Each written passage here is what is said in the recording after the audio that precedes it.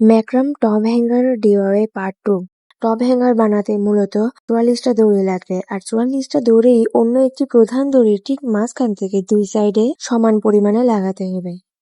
এই সময় যদি দড়ি ছোট বড় হয়ে যায়, মাপ ঠিক না থাকে, তাহলে টপ হ্যাঙ্গারটা সঠিক মাপের হবে না। শেষে দেখা যাবে আর বুনন করার মতো দড়িই নাই, দড়ির পরিমাপই শেষ হয়ে গেছে।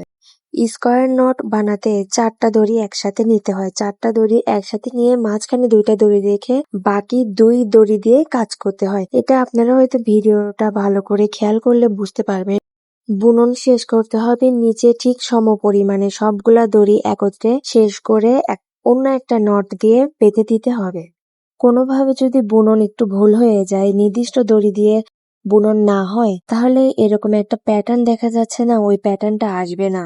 বুননে গরমিল আছে, এটা দেখলেই বোঝা যাবে। প্রথম নটের ২টা দড়ি নিয়ে তার পাশের ২টা নটের সাথে যুক্ত করে মোট ৪টা দড়ি নিয়ে তারপরে অন্য একটি নট হবে।